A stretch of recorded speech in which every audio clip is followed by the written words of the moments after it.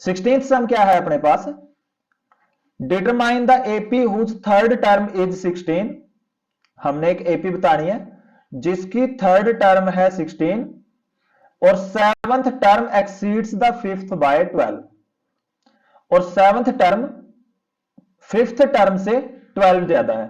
तो सबसे पहले देखो थर्ड टर्म कितनी है अपने पास, 16 के इक्वल है ना, तो यहां से लिख देते हैं हम थर्ड टर्म को लिखेंगे a प्लस 2d, 16 के इक्वल है।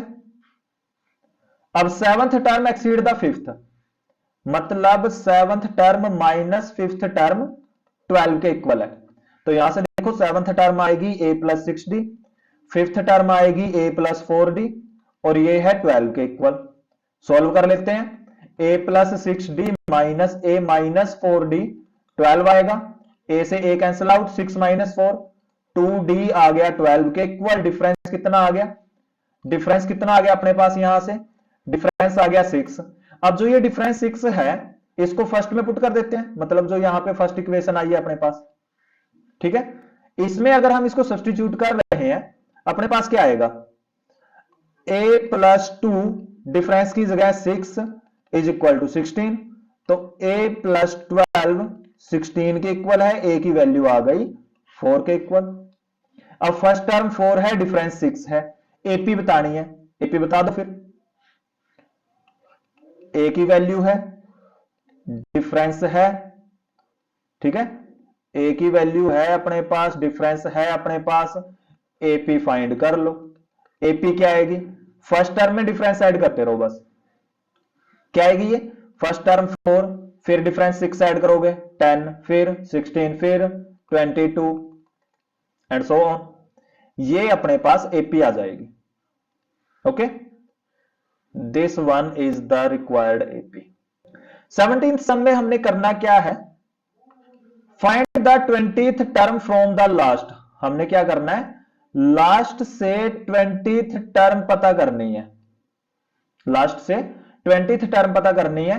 एपी हमें यहां से गिवन है, ये वाली एपी हमें गिवन है, इस एपी की लास्ट से 20th टर्म पता करनी है हमने, ठीक है। इसका एक सबसे सिंपल जो मेथड है, इसको दो मेथड से कर सकते हैं, या तो हम क्या करेंगे, हम फाइंड कर लेते हैं ये जो लास्ट टर्म है ये कितने नंबर पे है टर्म, मतलब इसमें टोटल टर्म कितनी है उसमें से 20 माइनस करके हम फाइंड कर लेंगे।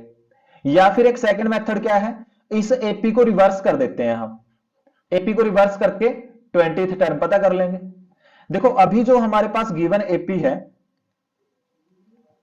अभी जो हमारे पास गिवन एपी है वो है 3 8 13 253, मतलब यहां से फर्स्ट टर्म 3 है, डिफरेंस है 5। अगर हम इसको रिवर्स करके लिखेंगे तो डिफरेंस नेगेटिव हो जाएगा, मतलब अब फर्स्ट टर्म आ जाएगी हमारे पास 253, फर्स्ट टर्म 253।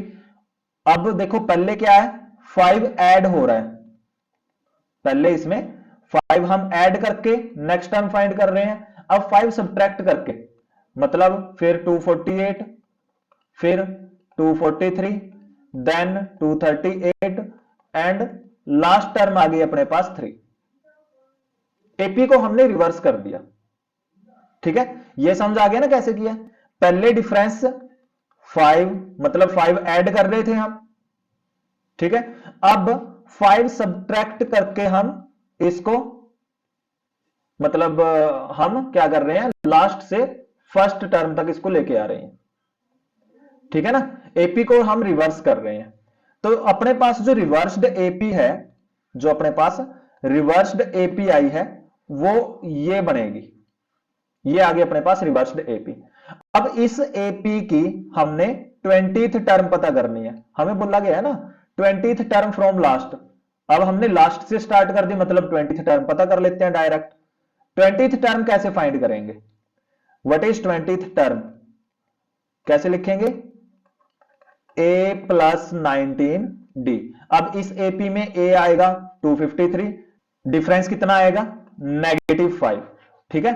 जो हम पहले डिफरेंस यहां पे यूज कर रहे थे ना, जो इसका इनिशियल डिफरेंस था उसका नेगेटिव होगा। तो डिफरेंस -5, ए की वैल्यू 253। 20th टर्म पता कर लेते हैं, ए की वैल्यू 253 प्लस 19, डी की वैल्यू -5। सॉल्व कर देते हैं, ये क्या आएगा 253 माइनस 19 टाइम 5, ये आएगा अपने पास 95। ओके, तो 253 से 95 माइनस कर देते हैं, बता दो जल्दी से क्या आएगा। 13 माइनस 5 इज 8, 14 रह गया, 14 माइनस 9 इज 5 रहेगा ना, 2 यहां पे 1 रह गया।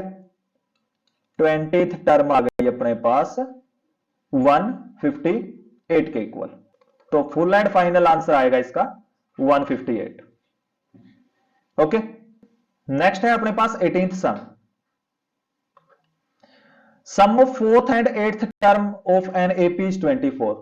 4th और 8th टर्म का जो सम है वो 24 है। 6th और 10th टर्म का सम है 44 के इक्वल। फर्स्ट 3 टर्म हमने फाइंड करनी है, फाइंड कर लेते हैं। देखो 4th term plus 8th term ये किसके इक्वल है 24 के।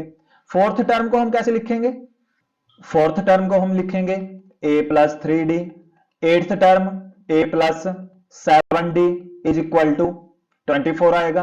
तो यहां से a plus a is 2a, 3 and 7 is 10d equal 24।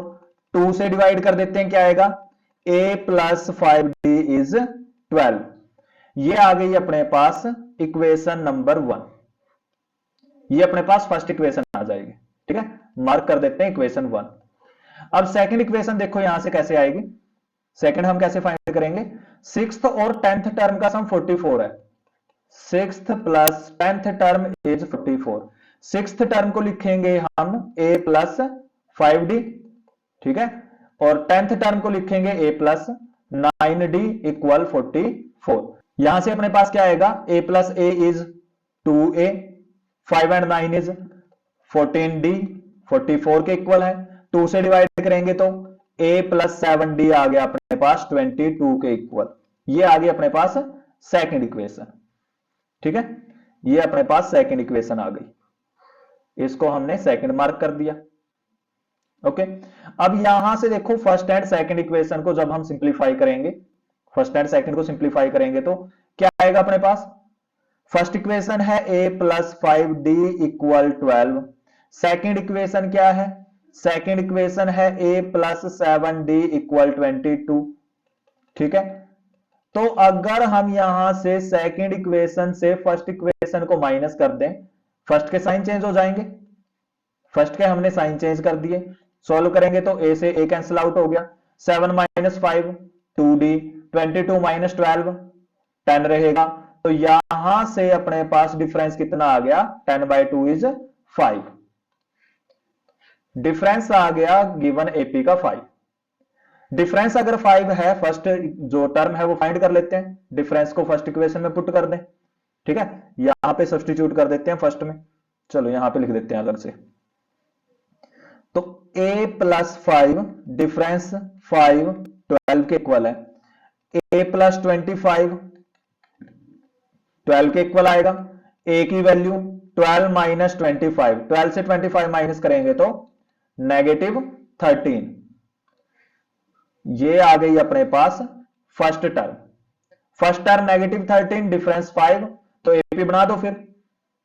AP क्या आएगी, एपी बना लोगे ना, बस डिफरेंस ऐड करते रहो। फर्स्ट टर्म -13, 5 ऐड करोगे -8, 5 ऐड करोगे -3 एंड सो ऑन, ठीक है। ये एपी क्रिएट कर लें आप। चलो नेक्स्ट सम देखते हैं फिर। नेक्स्ट है अपने पास 19th सम। बहुत ही प्यारा सा सम है, बहुत ही सिंपल सा सम है। सम क्या है, Subba Rao started work in 1995। 1995 में वर्क स्टार्ट किया। एनुअल सैलरी थी उसकी 5,000 रुपए। एनुअल सैलरी कितनी थी, 5,000 रुपए पे उसने काम करना शुरू किया। इंक्रीमेंट मिला उसको 200 रुपए पर ईयर, हर साल उसका 200 रुपए इंक्रीमेंट हुआ है। हमने बताना है किस ईयर में उसकी इनकम 7,000 होगी, किस ईयर में जाके उसकी इनकम 7,000 होगी। देखो 1995 में उसकी इनकम थी 5,000 रुपए पर ईयर, हर साल 200 रुपए इंक्रीज होती रही।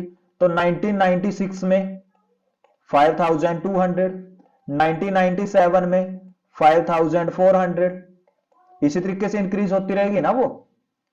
ठीक है, तो ये एक एपी फॉर्मुलेट कर लेते हैं यहां से हम। एपी क्या आएगी? एपी आ गई अपने पास 5,000, देन 5,200, 5,400 और लास्ट में कितनी इनकम होगी? 7,000।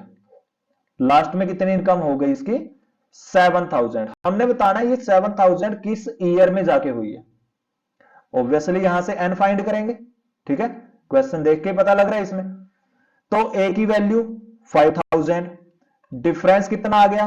200, ए एन या टी एन, एनथ टर्म है अपने पास 7,000। फॉर्मूला अप्लाई कर दें, यहां पे अप्लाई कर देते हैं फॉर्मूला। फॉर्मूला क्या है? a plus n minus one into d. nth term 7,000, a की value 5,000 plus n minus one, difference कितना है? 200। तो पहले 5,000 को शिफ्ट कर देते हैं, अपने पास क्या आएगा? अपने पास क्या आएगा अगर शिफ्ट करेंगे? 7,000 माइनस 5,000 इक्वल आ गया 200 टाइम्स n माइनस वन के इक्वल। इसको सिंप्लीफाई करेंगे तो क्या आएगा अपने पास? तो 200 n माइनस वन किसके इक्वल आ गया?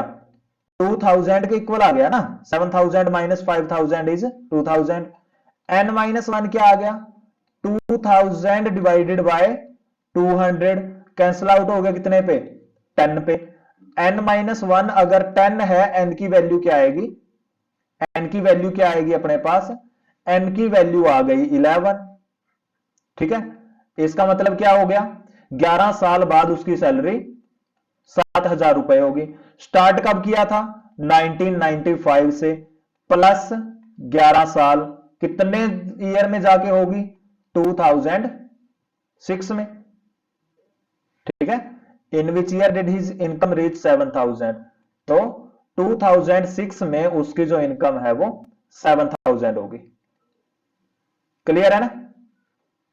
बहुत बढ़िया। नेक्स्ट सम देखते हैं फिर। नेक्स्ट है हमारे पास 20th sum. Ramkali saved 5 rupees in the first week of a year. पहले वीक में उसने 5 रुपए सेव किए। इंक्रीज्ड हर वीकली सेविंग बाय 1.75। 1.75 से उसने सेविंग इंक्रीज कर दी। nth वीक में वीकली सेविंग हो गई उसकी 20.75। हमने n पता करना है। ठीक है, पता कर लेते हैं। देखो फर्स्ट वीक में उसने 5 रुपए सेव किए, फिर 1.75 से इंक्रीज करती रही, मतलब सेकंड वीक में उसके हो गए 6.75, नेक्स्ट में हो गए उसके 8.5 एंड सो ऑन, और लास्ट में उसके 20.75 रुपीज सेव हो गए। ठीक है, हमने n बताना है कितने वीक बाद उसकी जो वीकली सेविंग है वो 20.75 होगी। तो यहां से देखो a की वैल्यू क्या आई है अपने पास?